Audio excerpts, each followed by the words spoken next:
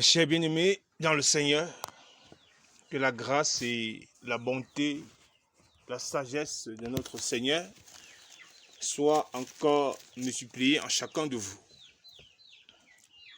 Alléluia. Les bien-aimés dans la foi, nous vivons une époque, à un temps, et nous sommes appelés à beaucoup examiner. Nous vivons une époque où un temps, nous sommes appelés à nous poser davantage de questions sur l'esprit qui anime en grande partie la majorité de nos assemblées aujourd'hui. Nous devons nous poser la question sur le pourquoi et le comment, parce que en vérité, lorsque nous nous attachons à l'Écriture sainte, nous comprenons que les temps que nous vivons, alléluia, seront pétris d'apostasie. Pétris d'apostasie, pétris de mensonges. Alléluia. Les hommes vont de plus en plus s'attacher aux mensonges. Alléluia. Et au détriment de la vérité.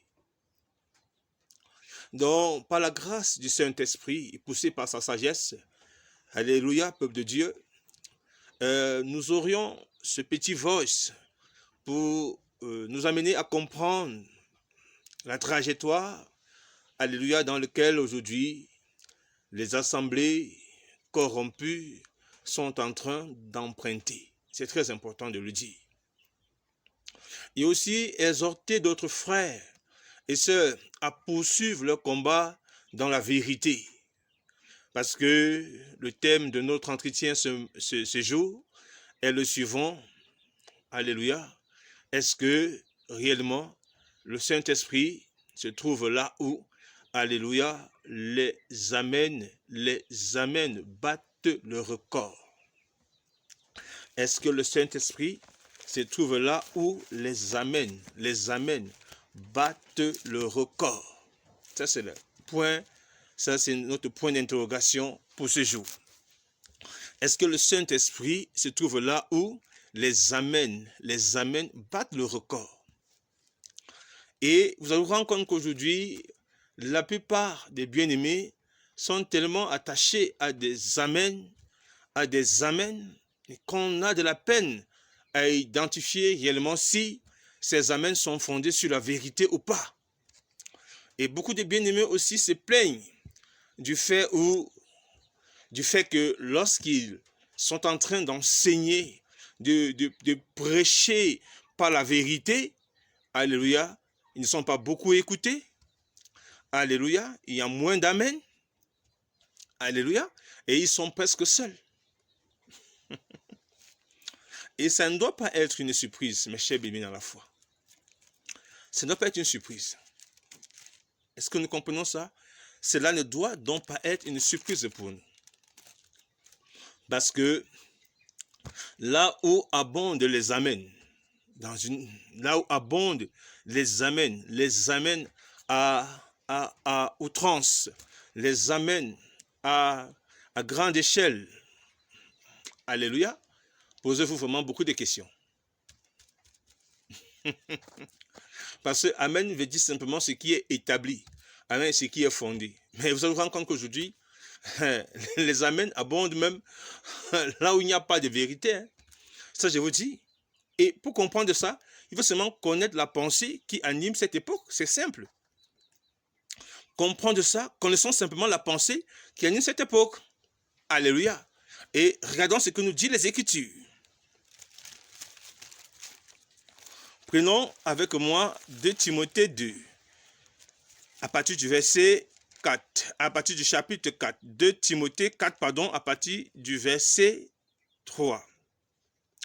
Et nous lisons, l'apôtre Paul dit, car il viendra un temps où les hommes ne supporteront pas la saine doctrine, mais ayant la démangeaison d'entendre des choses agréables, ils se donneront une foule de docteurs selon leurs propres désirs, détourneront l'oreille de la vérité et se tourneront vers des fables. Ça, c'est une prophétie. Et c'est clair, nous vivons ce temps aujourd'hui. Chers bien-aimés dans la foi. Et c'est même le but de mon voice ce matin, de mon audio, quoi. ce jour. C'est le but parce que nous nous rendons compte que les vrais serviteurs, ceux qui enseignent la vérité, se posent la question de savoir pourquoi ils ne sont pas acceptés.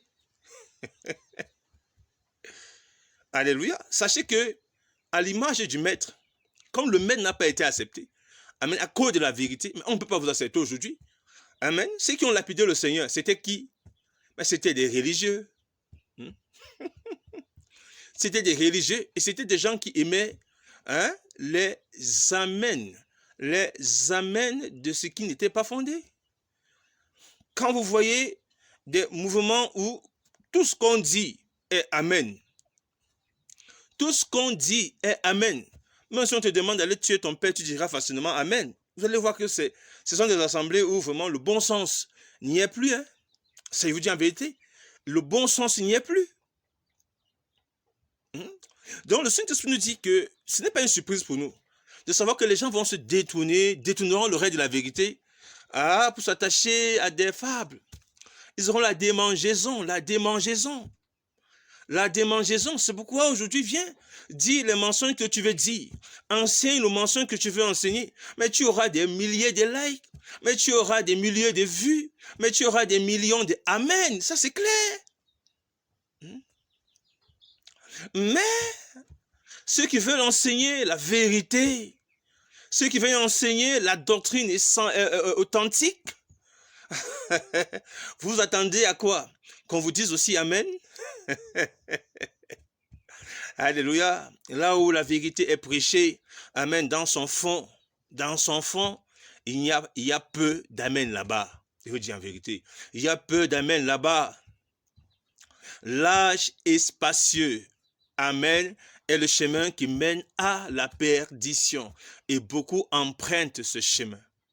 Étroite et resserrée est le chemin qui mène à la vie éternelle et peu sont ceux qui empruntent ce chemin. Donc le chemin large et spacieux, c'est le chemin où vous allez vous rendre compte que les amens abondent. C'est un chemin où l'homme est là-bas parce qu'il recherche la démangeaison de ce qu'il veut entendre et non de ce que le Saint-Esprit veut qu'il entende. C'est un chemin où le mensonge bat son plein. C'est un chemin où les fausses doctrines battent leur plein. Alléluia. C'est un chemin où l'évangile de postérité bat son plein. C'est un chemin où on vous dit que si vous êtes pauvre, vous êtes maudit. Et les gens aiment ça, les gens disent Amen. C'est un chemin où on vous dit que Dieu ne veut pas que vous soyez pauvres. Et les gens diront Amen. Voilà ça. C'est un chemin où on vous dira Dieu veut que vous régniez maintenant. Les gens diront Amen. Ça, c'est le chemin large et spacieux. Donc, je voudrais dire ici que vu les prophéties du temps présent, nos bien-aimés ne devons pas nous laisser agiter par quoi que ce soit, parce que nous prêchons la vérité. Parce que la vérité ne sera pas vraiment acceptée ces temps-ci. Je vous dis en vérité. La vérité sera de plus en plus combattue par ceux qui tiennent même la Bible. Je vous dis en vérité. Par ceux qui se font appeler frères. Celles qui se font appeler sœurs. La vérité sera de plus en plus combattue. Parce que Christ, qui est lui-même la vérité, a été combattu. Amen. Et jusqu'aujourd'hui, Christ est combattu par plusieurs. C'est pourquoi je vous dis en vérité que là où abondent les amens, posez-vous vraiment beaucoup de questions. Est-ce réellement la vérité? Là où abondent tellement des amens, posez-vous véritablement la question. Est-ce là est la vérité? Et là où il y a peu de amen, posez-vous la question. Assurément là-bas, il y a la vérité. Alléluia. C'est pourquoi vous vous rendez compte que dans des véritables assemblées, les véritables assemblées ne sont pas faites de beaucoup de personnes, de beaucoup de membres. Ça, c'est la vérité. Il n'y a pas trop de membres dans de véritables assemblées. Je vous dis en vérité. Là où la vérité est lue comme elle doit être lue, c'est difficile de voir assez de membres. Non, c'est très difficile. Mais là où il y a le mensonge, allez voir, ils sont millions. Vous allez voir, ils sont milliards. Là où il y a l'erreur, ils sont millions. Ils sont milliards. Ça, c'est clair.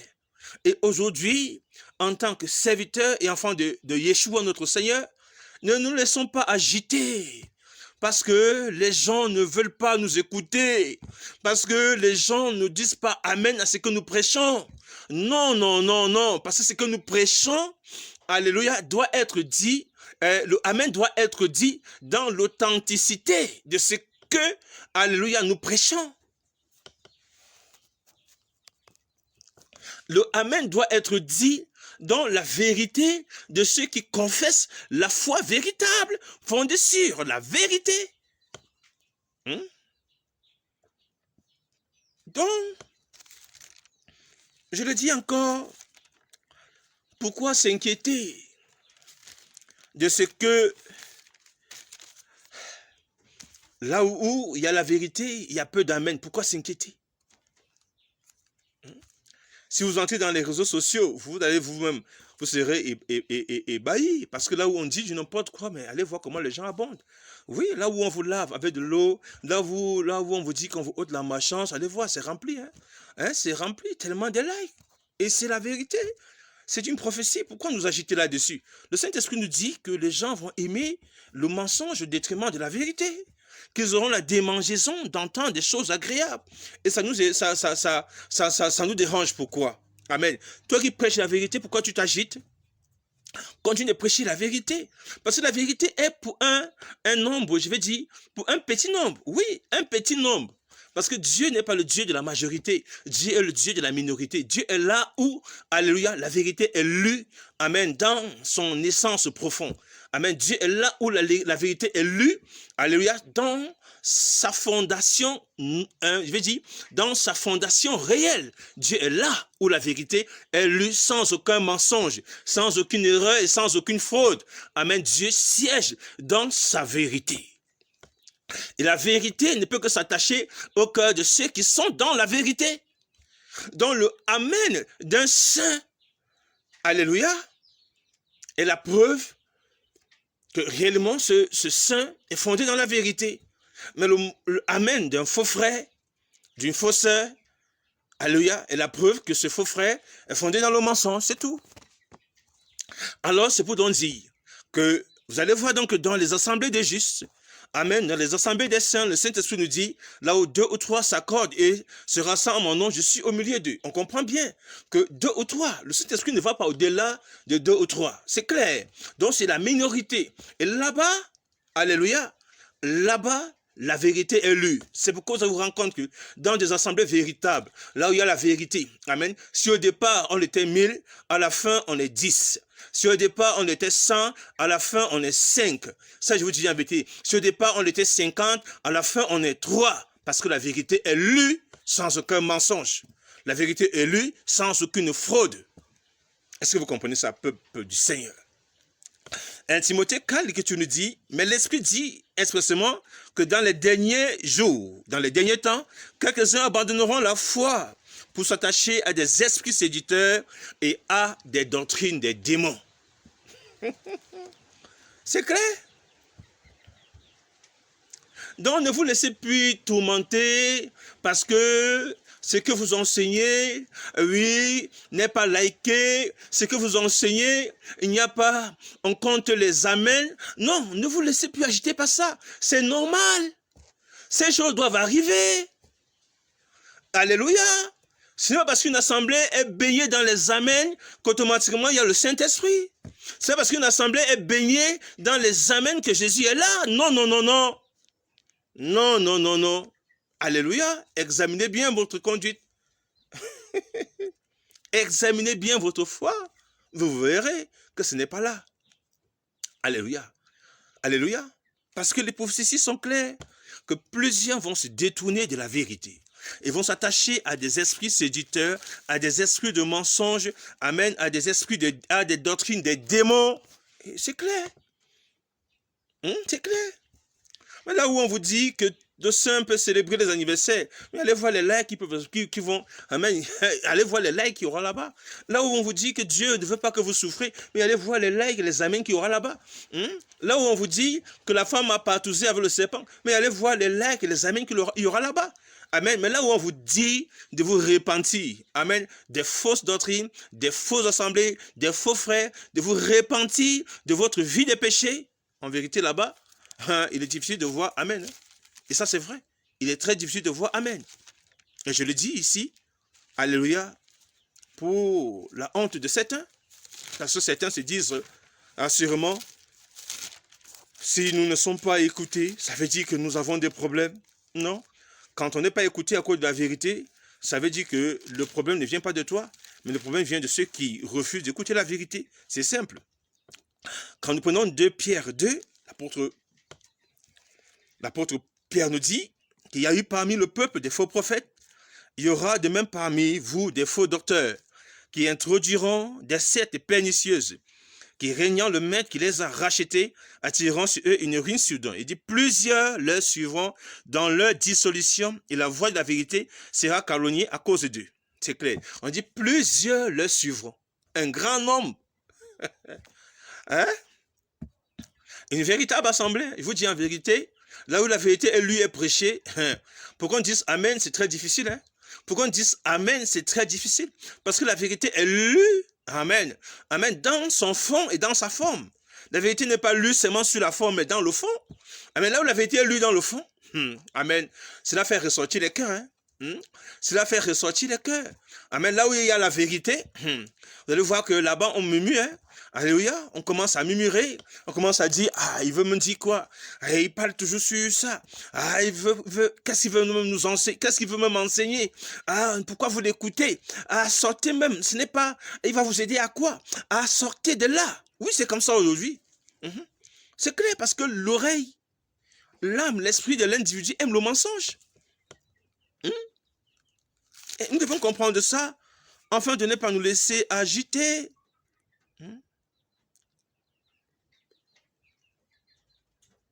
Alléluia.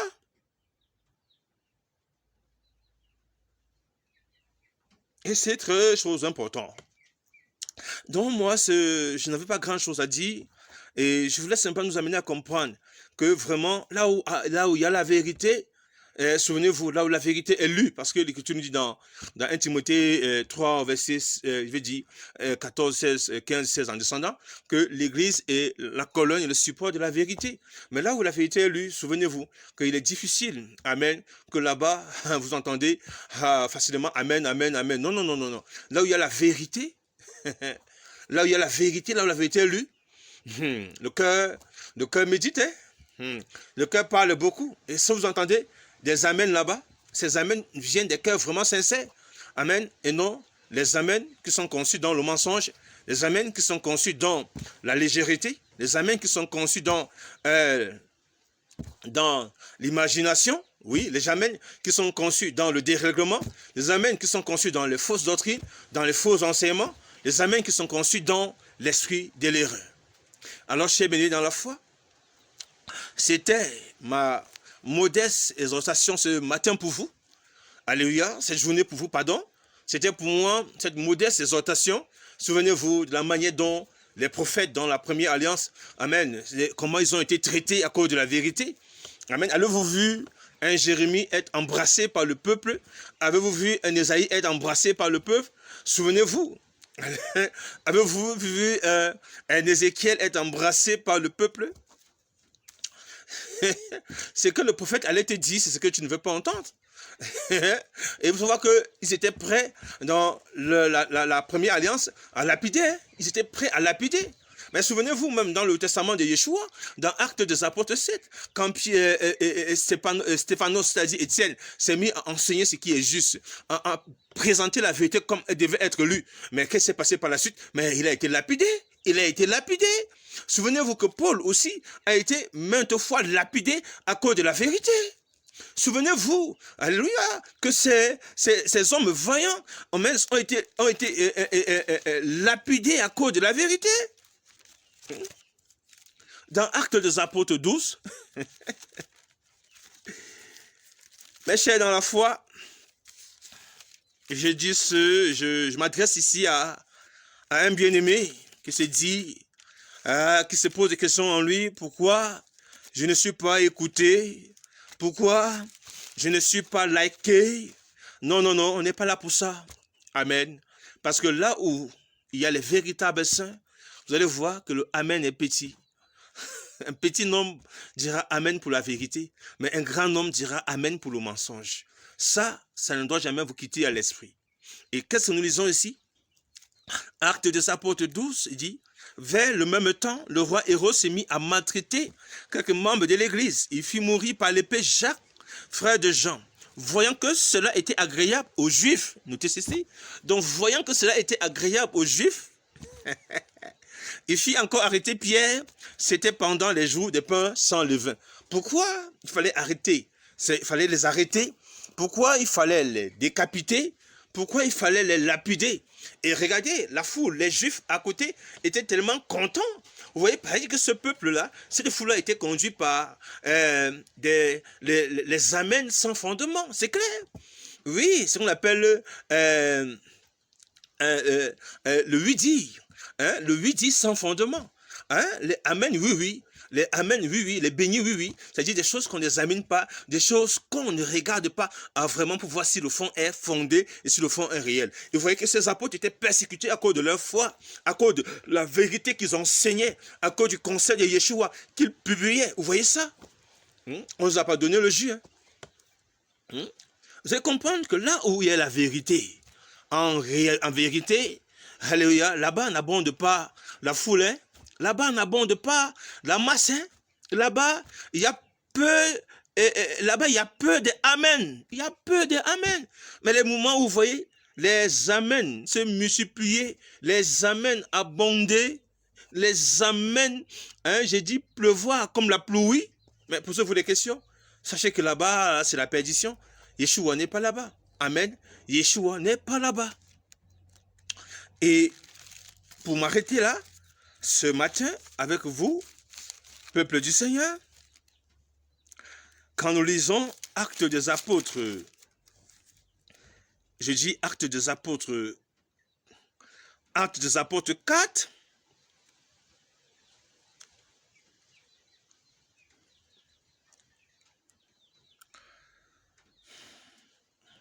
Actes des Apôtres 4, et si vous lisez à partir du verset,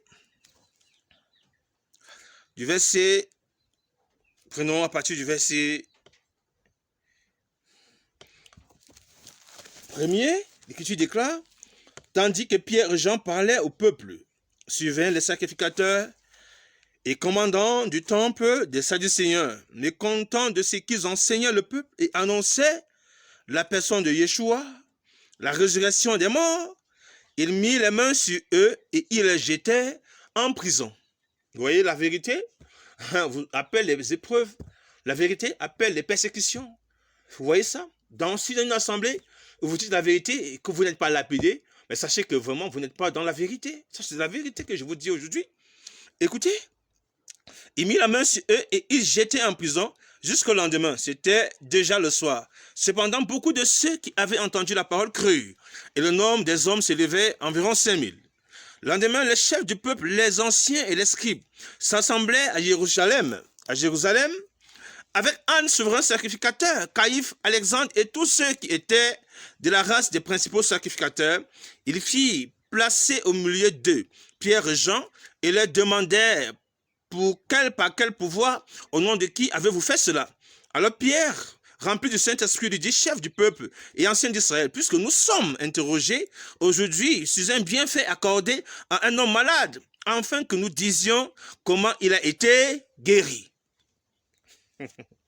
Et si vous continuez, vous allez voir que la persécution ira crescendo, crescendo, crescendo, jusqu'à la mort de Stéphano, jusqu'à la dispersion de l'assemblée de Jérusalem, jusqu'à la mort de Jacques, le frère de Zébédée. Vous allez voir, quand vous allez lire, vous allez comprendre qu'en réalité, là où se trouve la vérité, aussi là est attaché les épreuves, aussi là est attaché les persécutions, et aussi là, il y a vraiment peu de amen, là où il y a vraiment la vérité. Alors, j'ai fait ce petit, cet audio ce matin, ce jour, parce que je me dis, il y a plusieurs serviteurs du Seigneur qui se lamentent, parce que la vérité qu'ils disent n'est pas acceptée, la vérité qu'ils annoncent n'est pas lue, n'est pas appréciée, Et pourquoi voulons-nous faire